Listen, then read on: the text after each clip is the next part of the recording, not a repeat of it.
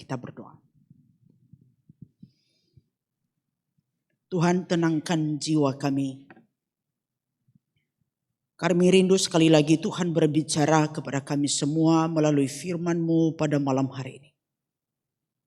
Pakai hamba-Mu menjadi alat bagi Engkau, untuk Engkau menyampaikan isi hati-Mu kepada kami sekalian. Tuhan, berbicaralah, di dalam nama Tuhan Yesus kami berdoa. Amin. Selamat malam Bapak Ibu, Shalom. Sekali lagi Shalom. Ya, senang sekali berjumpa kembali malam hari ini di tempat ini, di gereja kita di tempat ini. Saya pernah khotbah di sini di Persekutuan Kaleb kalau nggak salah. Lupa ingat, mungkin 2-3 tahun yang lalu.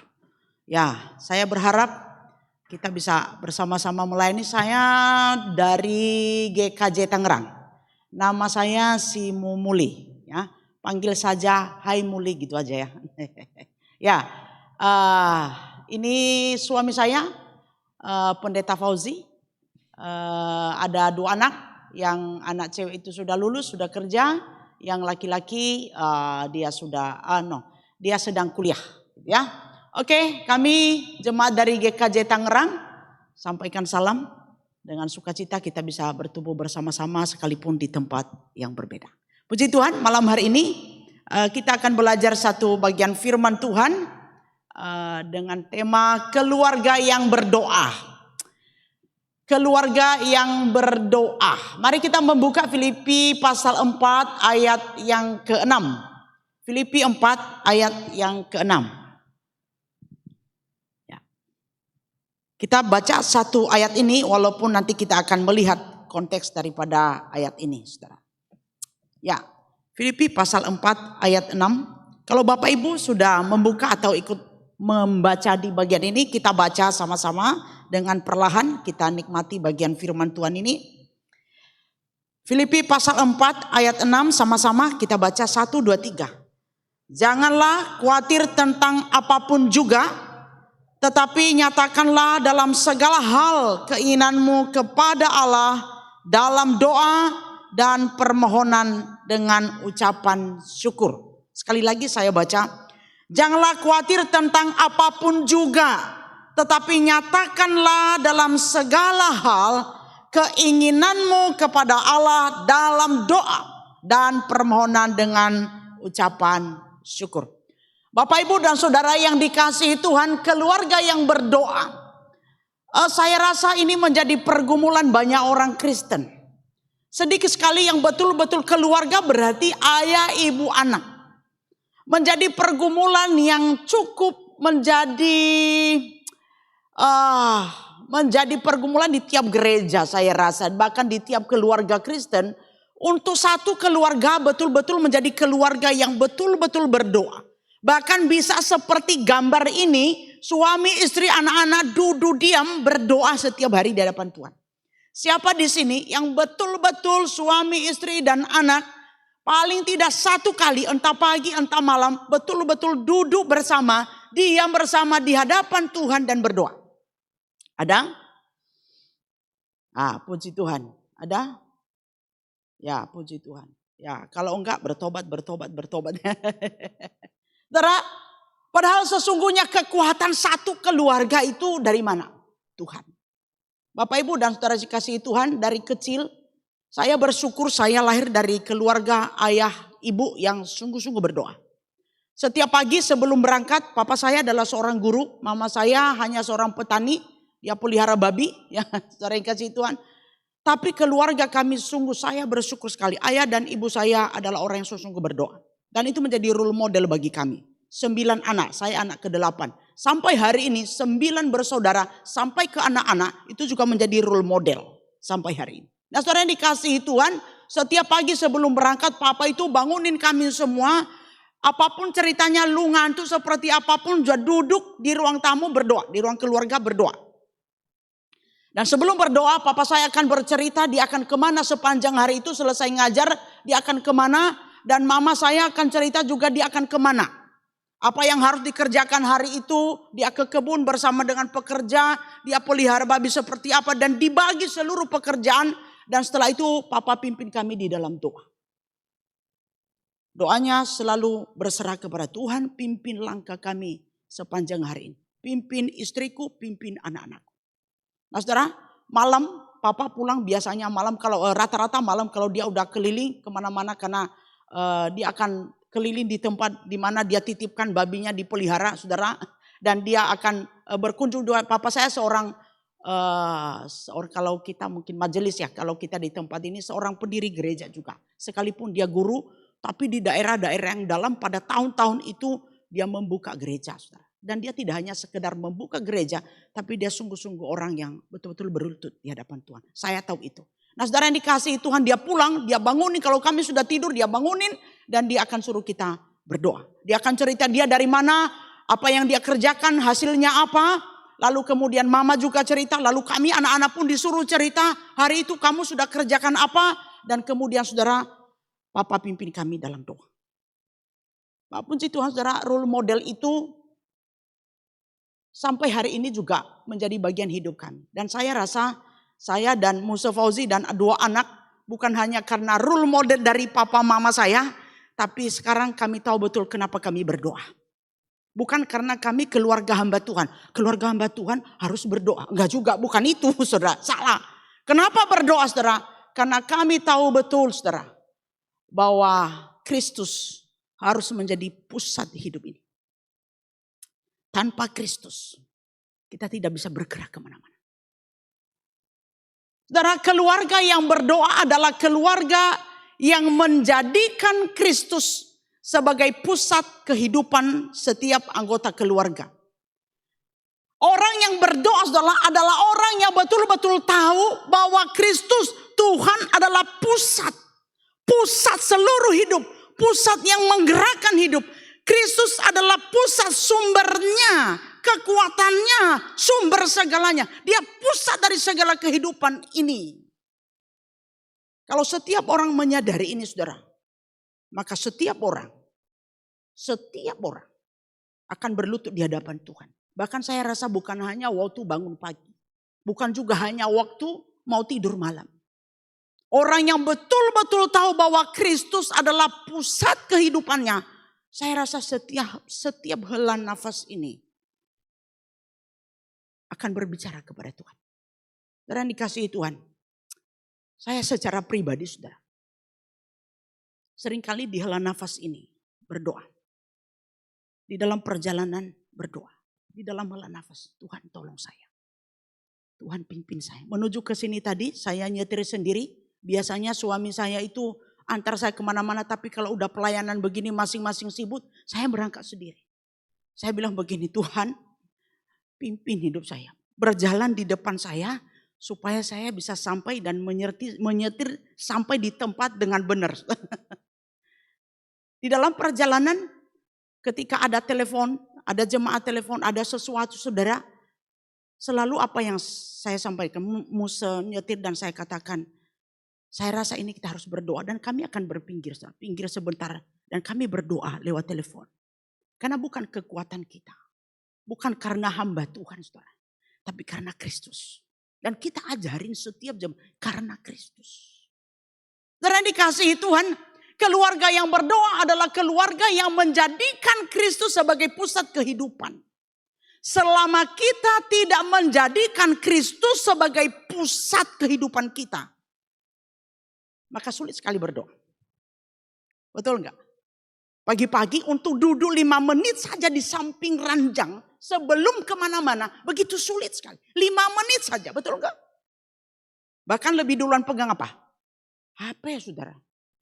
Karena HP seakan-akan menjadi pusat hidup saudara. Apalagi kalau udah bunyi, pas bunyi, cobi gitu kan.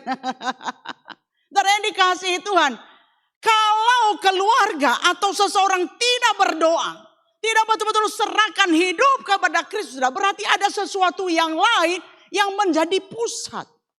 Pasti ada sesuatu yang lain yang menjadi pusat. Keluarga yang tidak berdoa adalah keluarga yang telah menjadikan sesuatu sebagai pusat yang menggerakkan kehidupan keluarganya. Bukan Kristus. Itu jelas saudara. Jika bukan Kristus, maka ada sesuatu yang lain yang menjadi pusat, yang menjadi orientasi, yang menjadi penggerak. Kadang-kadang kita nggak sadar ini, saudara ya. Saudara, apa itu? Saya coba munculkan beberapa saja, saudara. Pusat hidup keluarga seharusnya apa, saudara?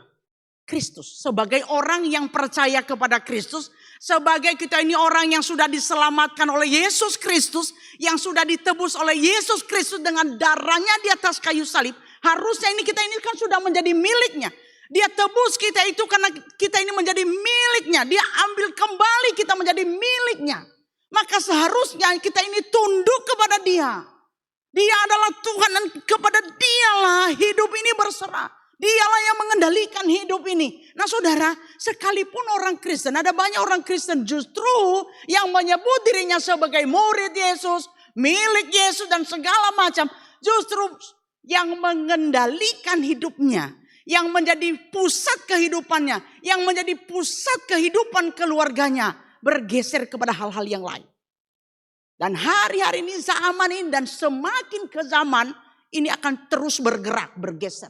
Jika tidak betul-betul dari sekarang kita kembali kepada setelan awal, yaitu Kristus menjadi pusat.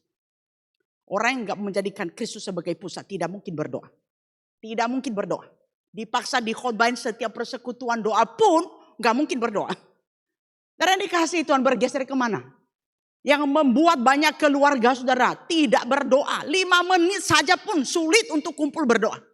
Jangankan kumpul, orang pribadi saja begitu sulit. Apa itu saudara? Sekarang keluarga menjadikan pekerjaan sebagai pusat keluarga.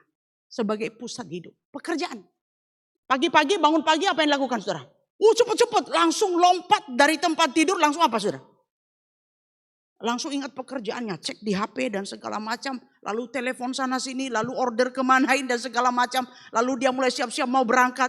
Yang ibu rumah tangga siap-siap pergi ke pasar karena akan masa untuk makan keluarga. 5 menit pun tidak. Berangkat saudara, pekerjaan. Bahkan lupa. Bekerja untuk apa saudara? Cari apa? Uang. Betul enggak? Cari apa? Uang. Kepengen apa? Diberkati. Kepengen apa? Cuan yang banyak. Tetapi perhatikan ini sederhana sekali saudara. Tetapi perhatikan kita berjuang bekerja. Kita berjuang cari cuan. Berjuang cari sebanyak-banyaknya. Tetapi 5 menit saja duduk di hadapan Tuhan. Meminta kepada Sang yang mempunyai berkat. Pun tidak ada waktu. Kita pengen minta berkat yang banyak. Tetapi duduk 5 menit saja bicara kepada Sang empunya berkat. Tidak sempat. Halo? Betul enggak? Betul enggak Bapak Ibu?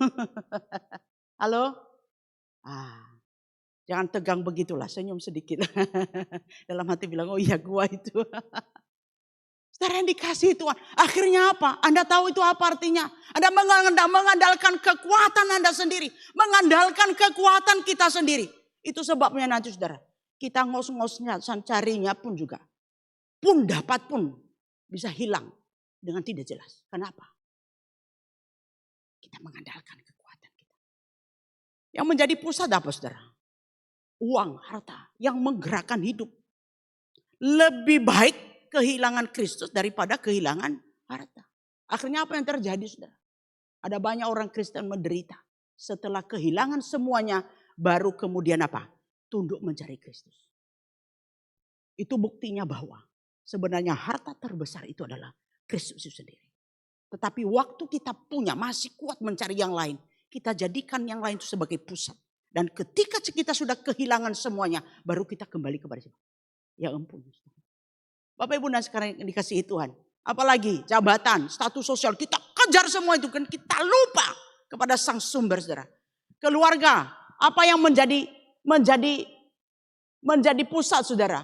Ambisi masing-masing. Tiap anggota keluarga pagi ini berangkat. Bahkan setiap anggota keluarga tidak tahu anggota keluarganya kemana sepanjang hari itu. Tapi bayangkan saudara, kalau duduk bersama saudara. Bapak Ibu dan kasih Tuhan, coba kita lihat. Akhirnya apa yang terjadi saudara? Akhirnya yang menjadi pusat yang menggerakkan keluarga bukan lagi Tuhan. Tetapi kekhawatiran akan pekerjaan. Kekhawatiran akan uang. Kekhawatiran akan jabatan. Kekhawatiran akan status sosial keluarga ini. Kekhawatiran akan ambisi saya bisa capai atau tidak. Kekhawatiran akan banyak hal. Akhirnya keluarga itu saudara. Apa yang terjadi? Gampang konflik saudara. Damai sejahtera keluarga pun juga hilang. Tidak ada damai sejahtera. Kenapa? Semuanya bergerak untuk mencari apa yang mereka cari masing-masing. Dan mereka tidak pernah duduk bersama di hadapan Tuhan. Nah, saudara yang dikasihi Tuhan, kita lihat. Pada bagian ini saudara. Bagian ini Paulus tulis surat kepada jemaat di Filipi secara khusus untuk persoalan yang dihadapi oleh Euodia dan Sintikhe. Euodia dan Sintikhe ini ternyata sedang berkonflik saudara. Konfliknya persisnya apa, persoalannya tidak dijelaskan. Tapi mereka berdua ini memiliki perbedaan pendapat. Kalau kita melihat dikatakan hendaknya kamu sehati sepikir. Mereka sedang tidak sehati sepikir. Euodia maunya ini, Sintikhe maunya ini. Dan sehingga akhirnya konflik terjadi. Nah saudara yang dikasihi Tuhan, di dalam kondisi itu Paulus berkata kepada mereka, disampaikan kepada jemaat Filipi dan dititipkan pesan kepada beberapa teman-teman seperti Sun Sugos. Dia katakan, tolong mereka. Dan di bagian yang berikutnya di ayat 6 itu dikatakan yang baru kita baca tadi, Paulus bilang begini. Kurang lebih dia mau katakan itu pada seluruh jemaat Filipi dan secara khusus kepada Euodia dan Sintikhe. Jangan khawatirkan banyak hal. Kita tidak tahu persis masalah mereka apa, perbedaan. Tapi yang jelas mereka masing-masing punya keinginan. Kalau orang berbeda pendapat, tidak sehati sepikir. Berarti yang sana punya keinginan, yang sini punya keinginan. Dia bilang begini, jangan khawatirkan apapun juga, apa semua itu jangan terlalu kamu khawatirkan. Tetapi apa keinginanmu Euodia, apa keinginanmu Sintikhe, ayo duduk bersama di hadapan Tuhan. Jangan kamu khawatir tentang apapun juga, tetapi nyatakanlah semuanya itu, keinginanmu itu, apapun itu, kepada Allah di dalam doa. Artinya apa? Jangan mengandalkan keinginan satu, keinginan yang lain. Tetapi duduklah di hadapan Tuhan, mencari kehendak Tuhan atas segala apapun yang kau inginkan. Sehingga bukan lagi keinginanmu yang terjadi. Bukan lagi keinginanmu yang harus dicapai. Tapi duduk diam di hadapan Tuhan. Minta kehendak Tuhan. Yang terjadi adalah kehendak Tuhan. Bukan keinginanmu Sintikhe. Bukan keinginanmu Euodia. Tapi kehendak Tuhan. Saudara yang dikasihi Tuhan, kita tarik ini di dalam keluarga. Saudara. Bagaimana cara supaya bisa menyatukan perbedaan? Papa punya keinginan, mama punya keinginan, anak punya keinginan, ya kan? Anak satu punya keinginan, anak yang lain punya keinginan, semua punya keinginan, punya ambisi masing-masing. Nah ini kalau keluarga tidak punya visi, saudara, tidak punya visi yang sama di dalam keluarga, tidak punya tujuan yang sama di dalam keluarga, akan robek keluarga itu. Saudara. Mulai pagi satu akan memperjuangkan keinginannya, mama perjuangkan keinginannya. Anak yang satu perjuangkan keinginannya dan semua bergerak dengan keinginan masing. Karena kenapa saudara? Tidak pernah duduk di hadapan Tuhan untuk menyamakan. Keluarga ini mau dibawa kemana? Keluarga ini kita mau bawa kemana yang Tuhan mau? Pernah enggak tanya di hadapan Tuhan? Keluargaku ini mau dibawa kemana? Profesi kita boleh berbeda. Pekerjaan kita boleh berbeda. Papa, mama, anak berbeda pekerjaan. Tapi keluarga ini mau dibawa kemana seperti yang Tuhan mau, seperti apa? Ada banyak keluarga tidak bisa bersatu bahkan dalam doa. Karena tidak punya visi keluarga. Tidak punya goal apa keluarga ini mau dibawa kemana. Dan yang dikasih Tuhan, kalau seluruh ayah, ibu, anak duduk bersama. Masing-masing menyampaikan kehendak. Masing-masing menyampaikan keinginan. Lalu pemimpin keluarga akan berkata, apapun keinginan kita. Kita taruh itu di tangan Tuhan yang Maha Kuasa. Biarlah kehendak Tuhan yang terjadi. Bukan kehendak kita, tapi kehendak Tuhan yang terjadi. Kira-kira damai sejahtera enggak keluarga itu? Damai sejahtera enggak? Damai. Dan itu kita bisa dapatkan ketika duduk bersama di hadapan Tuhan. Duduk bersama tapi bukan di hadapan Tuhan. Duduk bersama di tengah-tengah keinginan masing-masing. Dengan emosi masing-masing. Saudara, bukan damai sejahtera. Hanya menambah pertengkaran, saudara. Tentukan visi keluargamu bersama. Itu yang membuat keluargamu mau apa, tanya Tuhan. Sekalipun berbeda pendapat, tapi sekali lagi pemimpin keluarga atau anggota keluarga selalu berkata, mari kita berdoa, kita serahkan kepada Tuhan.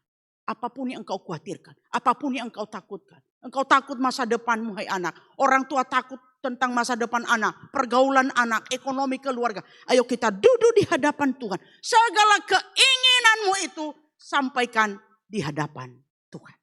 Nah, di bagian lain dikatakan saudara, nyatakanlah itu, apa?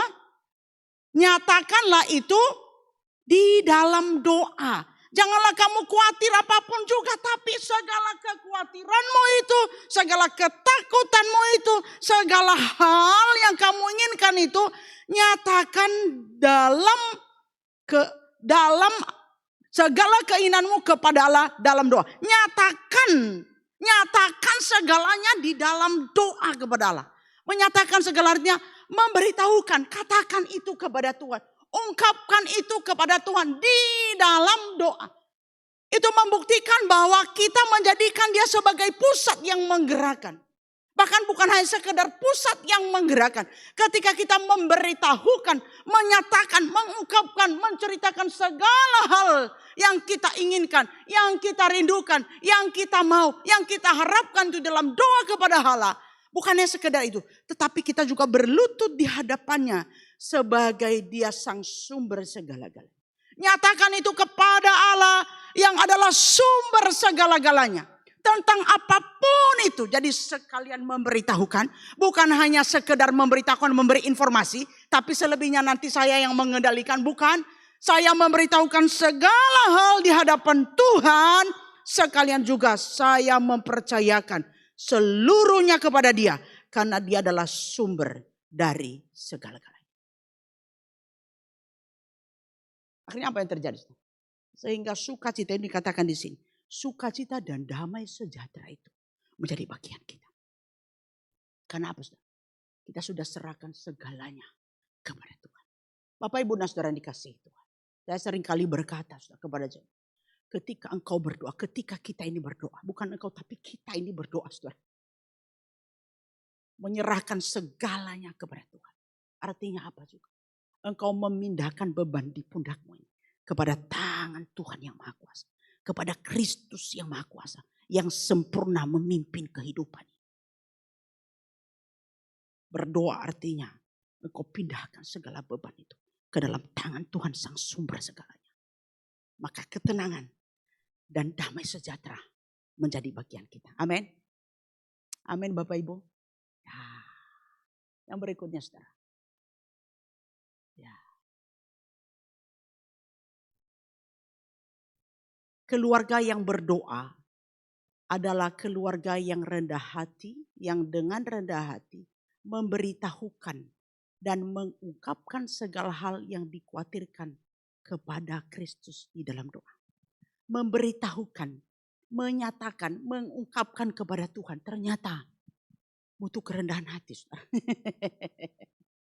Ternyata butuh kerendahan hati. Kita manusia ini terlalu sombong. Saudara. Butuh kerendahan hati untuk mengakui bahwa dia adalah Tuhan, dia adalah sumber, dia adalah kekuatan. Butuh kerendahan hati. Karena seringkali kita ini sombong dan merasa kuat. Seringkali kita baru betul-betul berlutut ketika apa? Semuanya selesai, semuanya habis. Saudara jangan tunggu, saudara. Jangan tunggu ada hal-hal yang menyakitkan. Baru kemudian kita berlutut di hadapan dia. Dengan rendah hati. Bapak Ibu, suatu kali saya dan Musa pergi kunjung satu orang. Bapak ini keluarga ini cukup diberkati Tuhan. Istrinya seorang yang takut akan Tuhan. Bapak ini seorang Kristen. Tapi terlalu angkuh. Ketika kami berdoa saudara, saya masih ingat itu di ruang tamu di satu rumah yang besar. Di ruang tamu saudara, kami sampaikan ayo Su, tahu kau, ayo kita berdoa. Dia bilang, Mesti. Kenapa berdoa terus? Berdoa terus. Setiap musik kesini berdoa terus, berdoa terus. Yang harusnya musik tekankan itu adalah suruh orang kerja. Doa enggak kerja ya enggak makan. Enggak dapat. Oh saudara. Setiap kita ke tempat itu saudara. Walaupun dia dengan kalimat begitu kita tetap berdoa saudara. Terserah.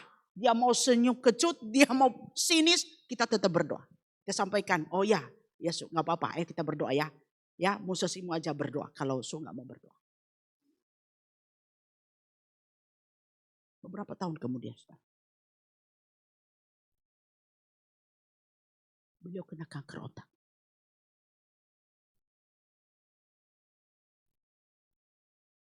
Awal-awal masih keras. Masih serasa gak butuh Tuhan. Bisa bayar ke Singapura lah, ke Malaysia lah, kemana lah. Dan masih bisa bayar. Sembuh, tidak sembuh. Makin lama, makin lemah. Di titik yang paling lemah. Akhirnya apa saudara? Dia bilang istrinya apa? Panggil Musa. Panggil Musa, doakan saya. Karena waktu lagi masih oke ke sana kemarin saudara. Kadang-kadang kita dalam menggembalakan jemaat itu ya Musa ya kalau kita lihat dulu aja. Karena nanti kita paksa pun juga percuma. Dia akan lawan kita bahkan nanti tidak baik untuk kesehatannya.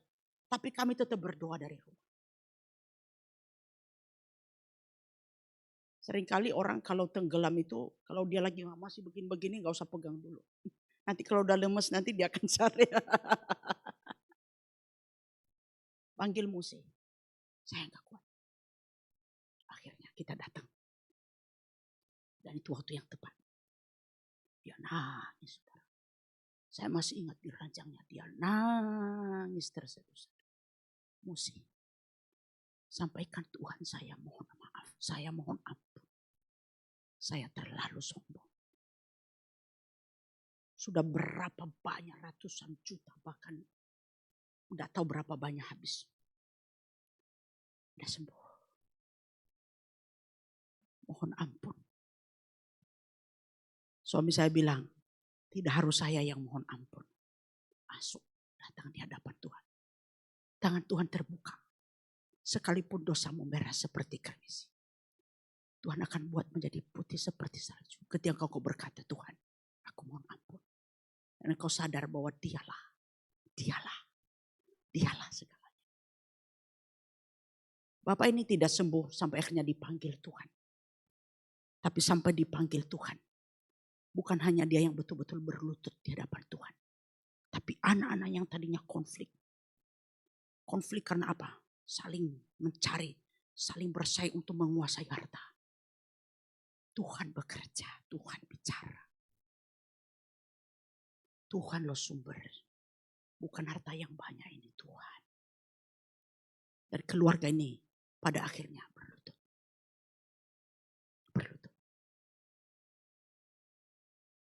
Tapi ada juga yang orang susah saudara. Udah lumpuh. Susah hidup susah. Anak-anak susah, istri susah. Tidak mau berdoa juga. Udah. Musa gak usah berdoa. Saya sudah bertahun-tahun minta kepada Tuhan. Gak usah berdoa. Ngapain lagi? Tuhan gak mau sembuhkan saya. Anak-anak saya lihat. Mereka jauh. Istri saya gak mau urus saya. Kenapa? Waktu dia kuat. Orangnya keras. Kalau ngomong. Pahit. Pedes. Anak-anaknya kan jauh. Saat dia sakit pun masih pedes kalau ngomong. Dia gak mau berdoa. Dari yang dikasih Tuhan. Tidak mesti melulu orang yang diberkati Tuhan yang gak mau berdoa. Orang yang susah pun juga. Kalau tidak rendah hati. Sadar betul bahwa Yesus adalah pusatnya. Sulit untuk berdoa. Ketika sudah mau engap-engap saudara. Dia tahu ini sudah mau akhir. Nah, seringkali kan banyak pengalaman begitu. Sudah mau akhir ngap-ngap baru gitu. Baru mau cari Tuhan. Baru panggil Musa. Mohon doa. Aku gak kuat. Bapak Ibu jangan tunggu ngap-ngap ya. Bilang kiri kanan jangan tunggu ngap-ngap ya. Mulai sekarang. Kristus sumbernya. Bapak Ibu yang dikasihi Tuhan. Apa yang menjadi upah sebenarnya saudara? Apa yang menjadi berkat terbesar? Ini yang dikatakan di sini. Damai sejahtera Allah yang melampaui segala akal. Berkat terbesar ketika kita berlutut di hadapan Tuhan. Baik pribadi maupun keluarga. Apa berkat terbesar? Sukacita dan damai sejahtera di hadapan Tuhan. Ada ketenangan. Tuhan memberikan kita ketenangan. Dan sesungguhnya itulah yang kita cari dalam hidup. Amin. Damai sejahtera. Saya sudah melayani konseling keluarga. Mungkin sudah ratusan keluarga. Satu hal yang dibutuh sebenarnya dalam hidup ini. Ketenangan dari Tuhan. Dan itu kita ketemu ketika kita berlutut. Menyerahkan segala kekhawatiran kepada Tuhan. Itu yang dikatakan di sini. Janganlah kamu khawatir tentang apapun juga. Tetapi nyatakan segala hal keinginanmu kepada Allah. Di dalam doa. Permohonan dengan ucapan syukur. Ayat yang ke-7. Maka damai sejahtera Allah. Yang melampaui akalmu. Damai sejahtera Allah bahkan melampaui akalmu. Yang kau pikirkan. Akan memelihara hati dan pikiranmu. Di dalam Kristus Yesus. Sebenarnya secara logika tidak terlalu susah lah untuk berlutut. Tidak usah berlutut pun. Duduk di pinggir ranjang. Ceritakan segalanya. Tapi satu hal. Butuh kerendahan hati. Ternyata manusia ini. Kita ini sombong sekali. Untuk berkata-kata kepada dia sang sumber. Dan sumber damai sejahtera. Begitu sulit sekali. Betul? Betul? Begitu sulit. Maka saya katakan di sini. Butuh kerendahan hati. Karena dikasihi Tuhan. Keluarga yang berdoa adalah keluarga yang menjadikan Kristus sebagai pusat kehidupan. Keluarga yang berdoa adalah keluarga yang dengan rendah hati memberitahukan dan mengungkapkan segalanya kepada Kristus. Berserah penuh, nikmati damai sejahtera hanya dengan berdoa. Amin. Dan yang dikasihi Tuhan. Oh, sebenarnya slide saya satu lagi yang terakhir. Ya. Sebagai penutup saya menceritakan satu kisah baru-baru ini 1,5 bulan yang lalu. Kami sangat kaget sekali anak dari salah satu majelis kami. Tiba-tiba divonis karena dia hanya 2 minggu. Dia mimisan terus, dia demam dan dia mimisan. Anak ini baru umur 17 tahun, anak laki-laki. Anak ini anak yang sangat baik. Dari kecil dia melayani Tuhan. Bahkan dia bercita-cita jadi pendeta. Dia bola-balik musuh, aku mau jadi pendeta. Bahkan kalau ada fragmen dulu di sekolah minggu sampai dijahitkan baju pendeta. Tapi setelah dia mulai gede, setelah dia pergi ke toko papanya. Dan ternyata ketika dia pergi ke toko, dia bilang gini, "Pak, aku gak jadi pendeta." Ternyata lebih cepat dapat cuan di toko. Gitu kan? Karena dia lihat tiap hari kan dapat cuan cepat ya. Keluarga ini cukup diberkati Tuhan. Singkat cerita papa mamanya mereka bukan orang jahat loh. Mereka orang yang sungguh-sungguh dalam Tuhan. Saya mau saksi mereka orang yang sungguh-sungguh di dalam Tuhan. Ketika ini kami dengar kami shock saudara. Saudara keluarga yang melayani Tuhan. Keluarga yang sungguh mencintai Tuhan. Mereka menghadapi persoalan. Mereka keluarga yang berdoa. Saya pastikan malam ini pun salah satu di antara mereka pasti datang persekutuan doa. Yang satu jaga anak di rumah. Wah kita shock, wah saya sama mau sejujur shock. Wah jangan sampai keluarga ini undur ya Tuhan. Saya pun seminggu saya nangis di hadapan Tuhan. Saya menangis bukan meragukan tapi saya berdoa Tuhan hiburkan mereka. Jangan sampai mereka Tuhan. Jangan sampai mereka menjauh dari Engkau.